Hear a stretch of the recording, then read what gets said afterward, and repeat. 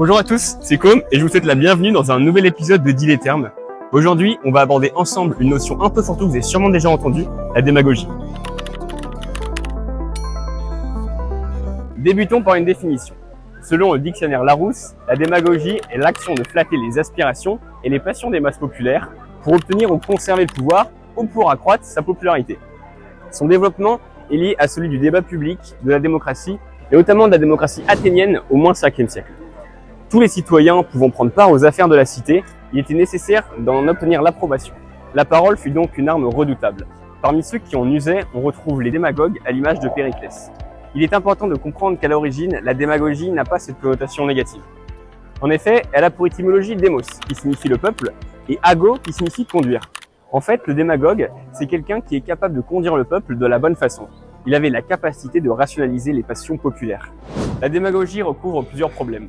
D'abord, dans les moyens, en 1884, Raoul Frary publie un ouvrage intitulé « Manuel du démagogue ». Dans celui-ci, il expose l'absence totale de nuances du discours démagogue, ce qui fonctionne extrêmement bien avec les foules. On se base généralement sur une différence, par exemple les riches et les pauvres ou les noirs et les blancs, ainsi que sur une émotion, qui est généralement la haine. Le tout est présenté comme une solution miracle pour résoudre un problème politique, par exemple une situation économique ou migratoire. L'absence de nuances et le recours à la passion des masses éludent le réel problème et les réelles solutions. On voit donc une absence de fait et de logique qui n'est pas sans rappeler le concept de l'ère de la post-vérité, mais ça, on pourra en parler dans un prochain épisode. Il y a des conséquences à cela, qui représentent le second problème, la fin. Déjà les Grecs l'avaient saisi.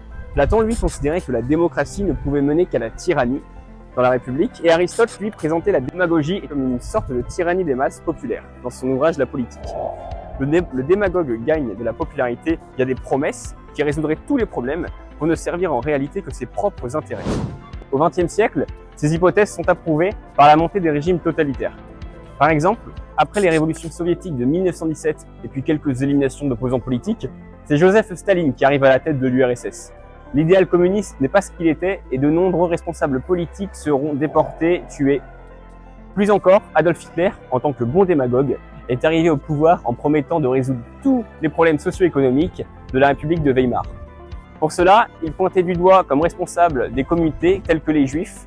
Le fond n'était pas si important tant qu'il y avait une passion et de la mise en scène. Et Adolf Hitler le présentait lui-même dans Mein Kampf, je cite, « Aucune des grandes révolutions historiques n'a été causée par la parole écrite qui ne fit que les accompagner. On ne pense pas que la Révolution française serait sortie des théories philosophiques si elle n'avait pas trouvé une armée d'agitateurs dirigés par des démagogues de grand style qui excitèrent les passions du peuple qui souffrait. » La démagogie est donc une maladie dont la démocratie souffre. Heureusement, il existe un remède plutôt efficace, l'éducation. Tout d'abord, être éduqué à reconnaître la démagogie et s'interroger. Pourquoi ce discours m'affecte tant? Est-ce que c'est parce que le propos était très convaincant et s'appuyait sur des arguments logiques? Ou bien est-ce parce que mes émotions ont été touchées et que je m'identifie à ce discours? Ensuite, c'est être éduqué à comprendre la démagogie, sortir des bulles informationnelles dont nous sommes prisonnières et voir qu'une même information peut être traitée de manière complètement différente.